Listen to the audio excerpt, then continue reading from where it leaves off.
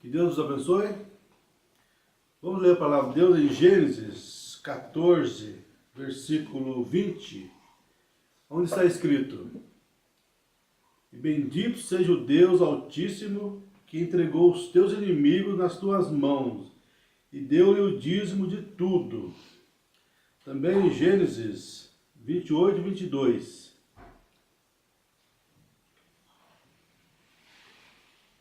Esta é a pedra que tenho posto por coluna. Será a casa de Deus, e de tudo quanto me deres, certamente te darei o dízimo. Foi quando Jacó estava ali naquele lugar e teve aquele sonho com o céu, a coluna de Betel. Então ele prometeu para Deus. E tudo quanto me... Voltando um pouquinho aqui, Jacó fez um voto dizendo: se Deus for comigo e me guardar nessa viagem que faço, e me der pão para comer e vestes para vestir, e eu em paz tornar a casa de meu pai, o Senhor será o meu Deus, e esta pedra que tenho posto por coluna será a casa de Deus, e de tudo quanto me deres, certamente darei o dízimo. Vamos orar? Senhor Deus, damos graça por esse dia. Rogamos neste momento a tua bênção sobre nós. Venha abençoar nessa leitura, nessa mensagem dessa manhã, e revelar a tua palavra em nossos corações. Em nome de Jesus oramos. Amém. Pode sentar. Então nós vamos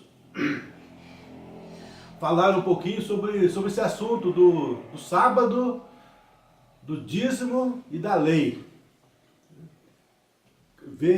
Colocar isso no seu lugar certo, porque muitas pessoas falam que o dízimo é da lei, não é da graça, né? E o sábado, então tem muita confusão sobre esse assunto, sobre a lei, sobre o dízimo.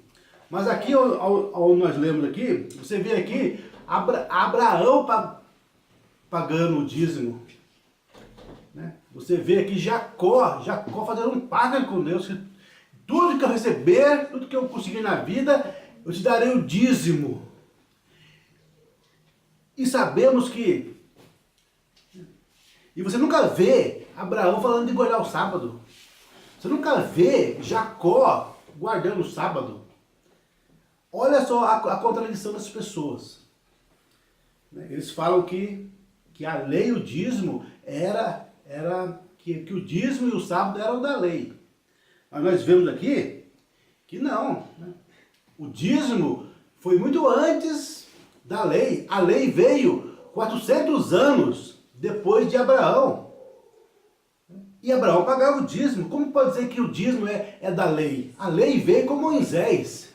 400 anos depois de Abraão, de Isaac, de Jacó, né? Então nós vemos que... Agora você nunca vê eles guardando o sábado, você vê? Não. Ou seja, o sábado sim é da lei, 400 anos depois de Abraão. Mas o dízimo não, o dízimo veio muito antes de Abraão. Ou melhor, da lei, muito antes de Moisés. Moisés veio 400 anos depois de Abraão. Como está em Gálatas 3, Gálatas 3:17. Vamos ler Gálatas 3:17 também, para vocês poderem ver a diferença, né, do dízimo, né, do sábado, do dízimo e a lei. Conhecer um pouquinho sobre o que foi a lei. O que é a lei? A turma tanto fala da lei, a lei, a lei, a lei. Vamos ver, estudar um pouquinho sobre esse assunto. Então, em Gálatas 3, versículo 17, vamos ver quando é que veio a lei. Gálatas 3:17.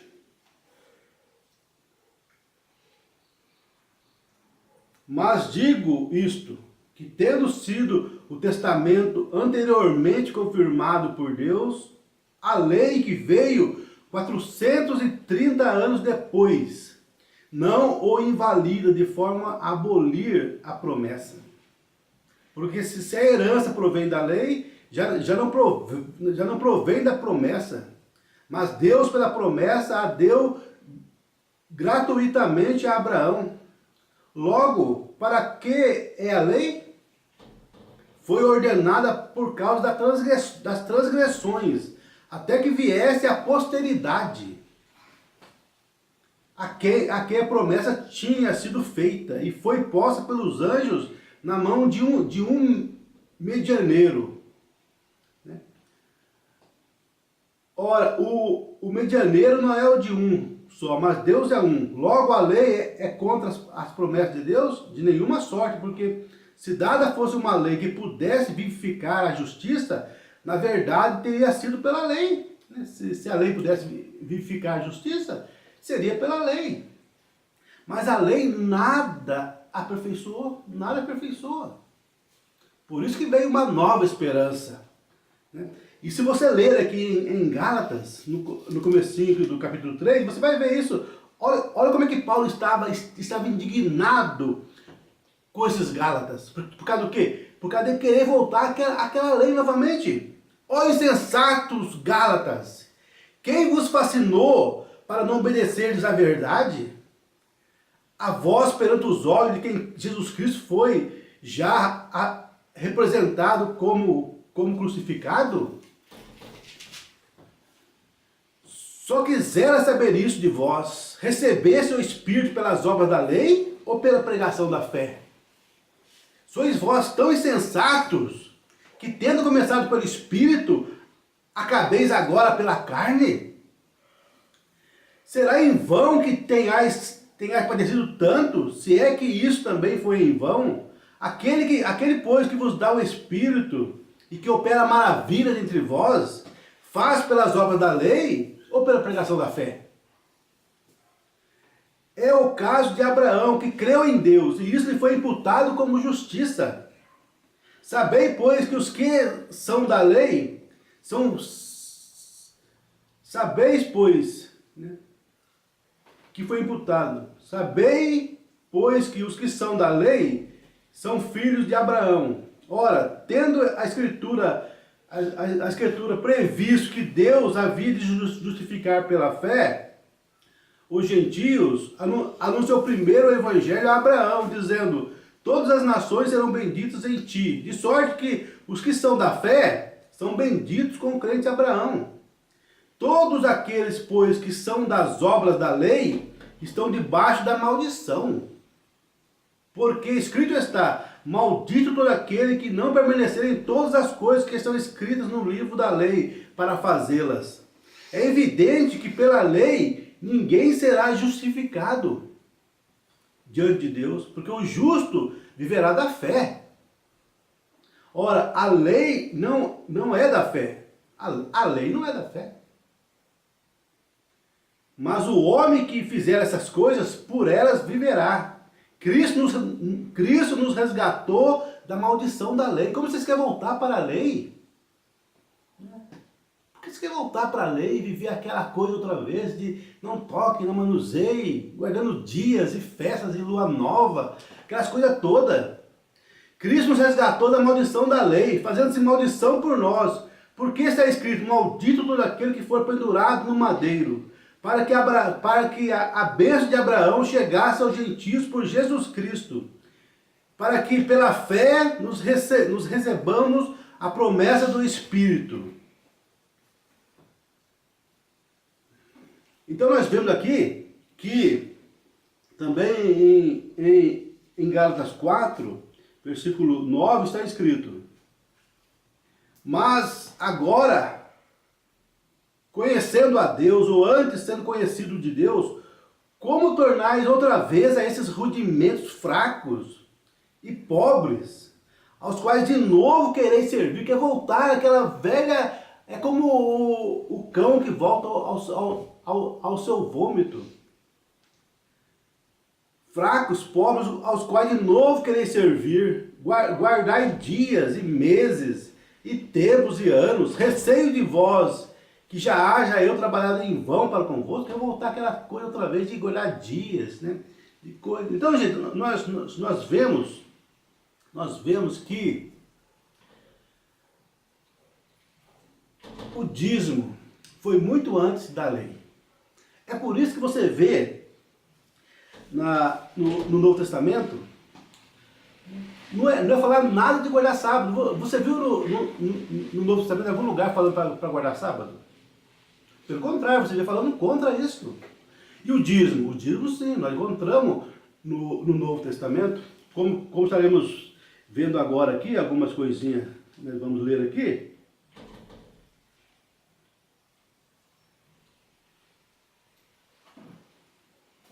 Vamos ler.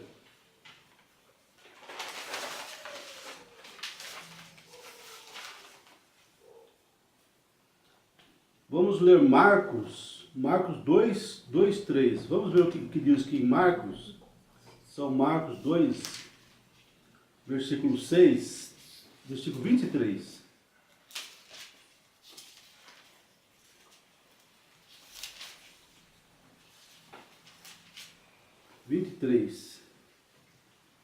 E aconteceu que, passando ele num sábado pela seara, os seus discípulos caminhando começaram a colher espigas. E os fariseus lhe disseram: vês porque fazes no sábado o que não é lícito?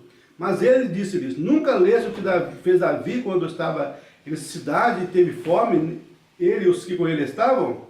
Como entrou na casa de Deus no tempo de Abiatar, o sumo sacerdote, e comeu os pães da proposição, dos quais não era lícito comer senão os sacerdotes, dando também aos que com ele estavam, e disse-lhes: o sábado foi feito por causa do homem, e não o homem por causa do sábado. Assim o Filho do Homem até do sábado é Senhor. Então o sábado foi feito, o sábado foi feito por causa do homem, e não o homem por causa do sábado. Também em João 5 está escrito, então João 5 está escrito, 5:16,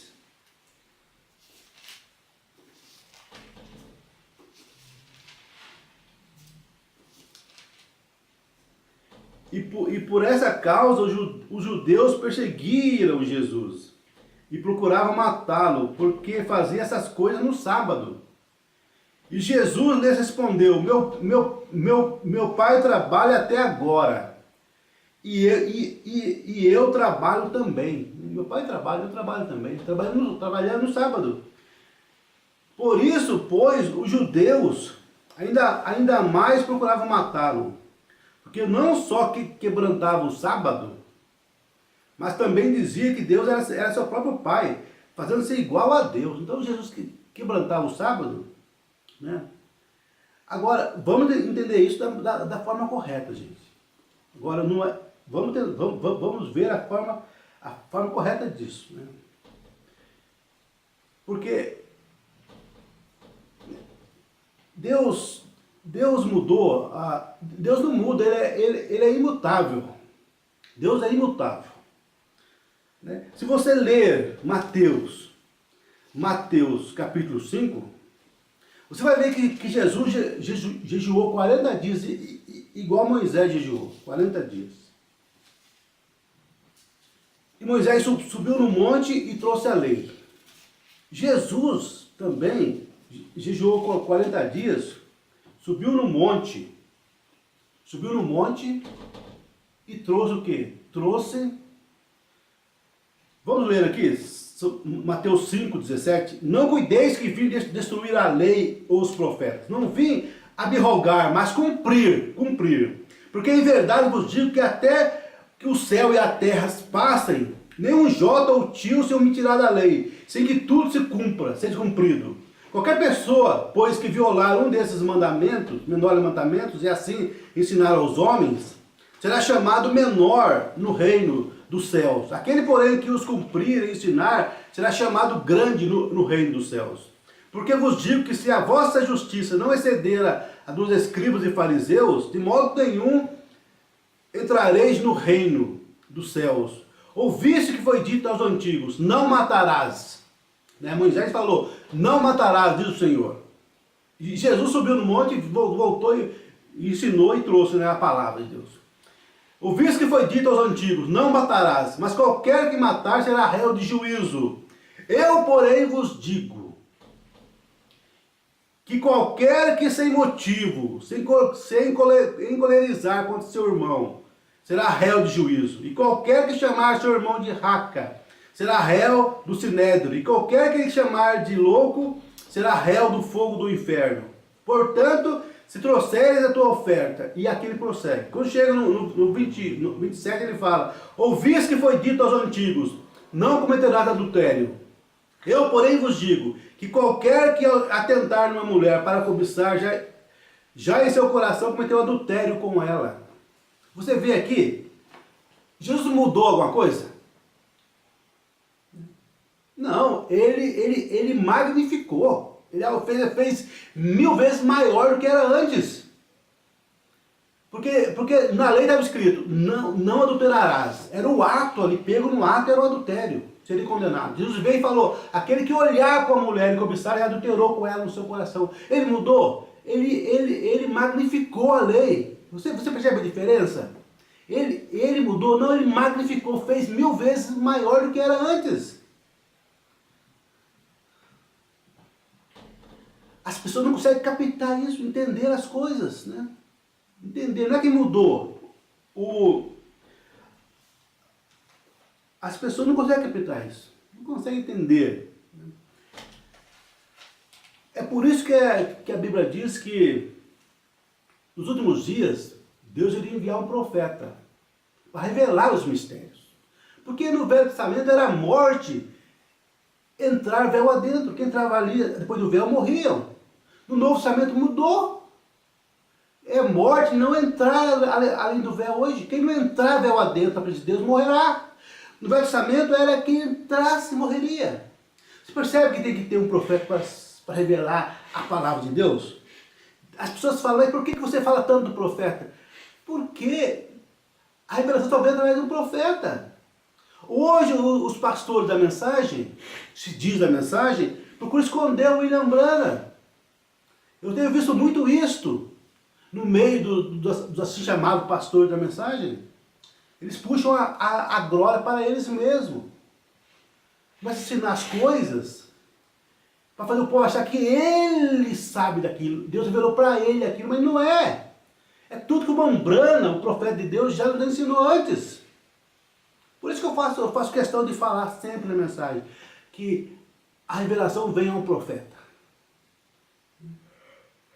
Hoje não, hoje as pessoas querem esconder isso do povo. Né? Querem esconder isso das pessoas. Para puxar para eles a glória. Mas, né, a Bíblia é clara em mostrar que a revelação não vem a pastores, não vem a sacerdotes, não vem a teólogos. Mas só vem a profetas. E Deus vindica, mas como eu vou crer? Porque Deus vindica o seu profeta com sinais e maravilhas. Com sinais e maravilhas. Nesses 2000 anos de cristianismo, tem havido algum ministério maior do que o ministério que Deus operou através de William Branham? Tem visto algum ministério maior? Você tem visto a vindicação de Deus sobre algum outro homem? E eu não tenho visto até hoje. Eu tenho estudado a história da igreja por 30 anos mais ou menos. E eu não tenho visto nada que se compare a isto. O próprio Buzuord, o grande mestre da cura divina, o homem que alguém conhece sobre isso, é Buzuord, F.F. Buzuord. Aquele que começou ali na Rua Azusa, ali em Los Angeles, começou ali, mas quando viu a luz, né, foi um dia no Ministério do Ombrão, chegou lá, viu aquelas curas lá, uma mãe falando para o cego, abra teus olhos, você foi curado, e aquilo se cumpriu. O Buzuord ficou ali abobado ao ver aqueles sinais. De repente, uma banda pega e fala para... Ele chama a criancinha perto dele e deixa ali. A criancinha não podia andar, tinha uns aparelhos ali. E o Buzuord ficou olhando, mas o que é que o William Branham vai fazer com aquela menininha ali? Ele falou, fica aqui, filhinha, porque eu estou vendo que você não está tendo fé ainda. Mas fica aqui perto de mim aqui. Fica olhando. A menina foi olhando ali. E o irmão Branham olhava para ele, aí, como é que está você, menininha? Aí chegou num determinado momento, ele olhou para a menina e falou, menina, tira essas coisas da sua perna. A mãe falou, não pode tirar. Mulher, quem falou foi Deus, pode tirar essa coisa. Aí tirou da perna da menininha e ela começou a correr ali pelo lugar que era imenso aí. né, completamente curada. E Buzor estava ali olhando aquela cena toda. De repente ele falou, Senhor, o senhor de blusa branca aí, o senhor acabou de ser curado, o senhor veio aqui como crítico. A sua mão, ela está boa, pode esticar ela. E de repente o homem esticou a mão e estava curado. Buzor foi lá no homem depois, Senhor, isso é verdade? Ele falou, eu vim aqui como crítico. Aí comecei a ver as curas e eu passei a crer. Aí o Buzor perguntou, William Branham, como você sabia que era esse homem? Aí o William Branham falou, eu senti que de mim saiu fraqueza, fui ficando fraco e fui vendo de onde estava vindo aquela força, aquela fé puxando a minha força, e eu vi que estava aquele homem lá. Essa criancinha aí, mesma coisa, eu fui vendo que a coisa começou a puxar a minha força. Aí Buzor falou, eu nunca vi isso na minha vida, esse ministério, 2000 anos, a terra não teve esse ministério. Esse é o próprio ministério que teve o Senhor Jesus Cristo, há 2000 anos atrás, 2000 anos sem esse ministério, que nós vemos hoje, que é, o nosso ministério é o ministério do Filho do Homem. Depois de 2000, você viu algum outro homem manifestar esse sinal, essa vindicação que veio atrás de William Branham? Deus vindicando o seu profeta. Por isso que todos que não aceitaram a palavra de Deus, vindicada por Deus, provada por Deus, né? Então Deus veio e vindica seu homem para acabar essa confusão de dízimo é da lei, não é da lei, o sábio é da lei, não é da lei, e tanta conversa e podridão que tem. E nos grupos também, a mesma coisa.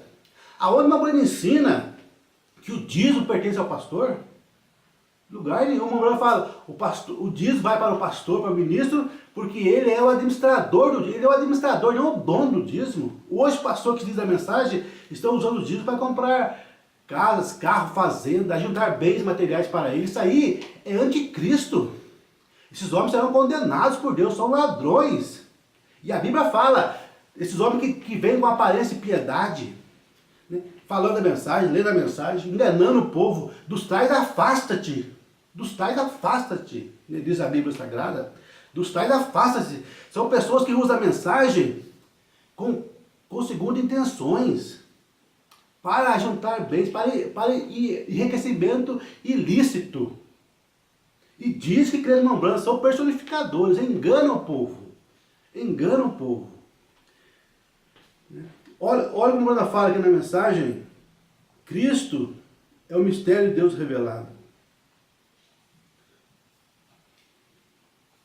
Vós mulheres que sustentam ter recebido o batismo do Espírito Santo, e não tem a coragem de deixar os seus cabelos crescerem completamente. Quando a Bíblia condena isso e disse que a mulher um homem tem o direito de deixar a sua esposa em divórcio, se ela corta o cabelo. Honroso diante de Deus assim fazer, é honroso. Qual o grupo que prega isso hoje? Qual o grupo da mensagem que prega isso? Eles não creem na mensagem, eles enganam o povo, personificam, mas não crê. Porque a Bíblia fala que a mulher quando corta o cabelo, desonra a sua cabeça. Coríntios 11, e o cabeça da mulher é o seu marido. É uma desonra. É uma mulher desonrada. E em 65, quando veio a revelação para o Branco sobre casamento e divórcio, ele falou, o homem pode casar novamente, repudiar sua esposa e casar novamente. Casar novamente. Né? Coisa que antes não. Né? Antes, porque a revelação veio a Mombrana gradualmente. Gradualmente. Então, se você pegar a mensagem até 64, você vai ver o Mombrana ensinando que nem o homem nem a mulher poderiam casar novamente. Ele sempre ensinou isso. Né? Mas quando chegou a 65, Deus trouxe a revelação presa para ele casamento de divórcio. E ele falou, o homem pode casar novamente, mas a mulher não. Então, um homem tem o direito de deixar sua esposa em divórcio se ela corta o seu cabelo, honroso diante de Deus assim fazer. A Bíblia diz, se ela corta o seu cabelo, ela desonra a sua cabeça. Isso é baixo. Realmente você sabe que coisa baixa é para a mulher, até mesmo orar com o cabelo cortado, curto, está vendo? Deus nem escuta a oração de uma mulher que corta o cabelo. Nem escuta, não precisa nem ficar orando aí, porque você fica orando, o cabelo cortado, Deus nem escuta a oração da mulher que corta o cabelo. Olha como é que a palavra é. Só um profeta para vir trazer isso na palavra e puxar ali, revelar para o povo a verdade. Usando shorts e essas calças compridas e coisas, a Bíblia diz, qualquer mulher que, ó, você diz, que vestir uma peça de roupa que pertence ao homem é uma abominação a Deus, imundo, como um velho banheiro fétido em algum lugar. Você viu uma mulher ensinando que à noite fria você pode usar calça comprida? Eu nunca vi. Jamais eu vi uma mulher ensinando tal coisa. Né? A mulher pode usar calça comprida à noite, no frio. Eu nunca vi isso na mensagem. Se alguém encontrar para mim, mostre para mim. Eu quero ler a mensagem um dia, alguma coisa como isso. Né? Mulher pode usar calça comprida no trabalho. Eu nunca vi isso na minha vida. Eu tenho lido que é uma abominação para Deus a mulher usar calça comprida. Está vendo? Olha que coisa, a imundície nas narinas de Deus. Imundícia nas narinas de Deus. A coisa hoje está completamente suja. E então você tenta orar ou oferecer orações numa tal coisa como essa. Deus recusa isso, rejeita isso. Isso é correto. Bem, você diz agora, espere um minuto, irmão Brana. Você está falando sobre o Velho Testamento, sobre a lei. Ele é o mesmo ontem, hoje e eternamente. É a plena revelação de Deus. Se Deus alguma vez diz algo, ele jamais pode mudar isto.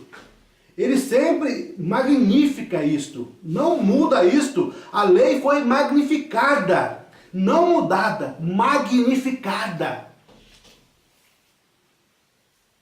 Qualquer que cometer adultério será culpado de morte. Porém, qualquer, agora, magnificada, atentar numa mulher para cobiçar. Ele nunca mudou o mandamento, ele o magnificou, magnificada. Lembra-te do sábado para santificar, um dia na semana. Agora ele o magnificou. O descanso vem de guardar o Espírito de Deus. Mandamento sobre mandamento e regra sobre regra. Um pouco aqui, um pouco ali, e retém aquilo que é bom pelo que os lábios, por lábios estranhos, por outras línguas, eu falarei a este povo, e esse é o descanso, esse é o refrigério da presença do Senhor. E no entanto, eles não ouviram isto, e balançaram as suas cabeças, e iam embora para as suas denominações. Esse é o refrigério, veja, magnificando o dia do sábado, para vocês sabatistas e assim por diante, ó, que coisa, ele não muda, ele magnifica. O inferno tem aberto as suas portas para recebê-los. Agora vocês podem ver agora a mensagem do tempo do fim, porque ela é rejeitada, vocês podem, a congregação diz amém. Agora nenhuma denominação, mas a revelação de seu mistério.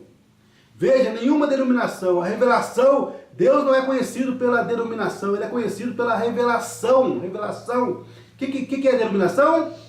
Quando coloca o homem como líder e rejeita a palavra de Deus. Denominação não é sistema de Deus, mas de Satanás. Esses grupos que se diz a mensagem são denominações e não sabem disso, estão enganados, porque ele rejeita a mensagem, né, que veio, que é o sábado hoje. A palavra de Deus é o sábado. Cristo é esta mensagem, esse sábado que nós temos.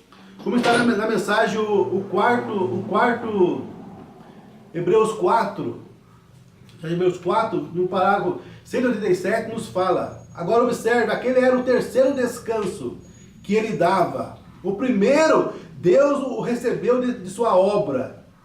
Né? Quando Deus criou o mundo em 6 dias, no sétimo descansou. Né? 1000 anos para Deus é como um dia para nós. Né? 1000 anos é como um dia como um ano, diz São Pedro. Então foram 6.000 anos ali, no sétimo descansou. Não criou mais nada, não criou mais um mundo outra vez, não criou mais mundos, né?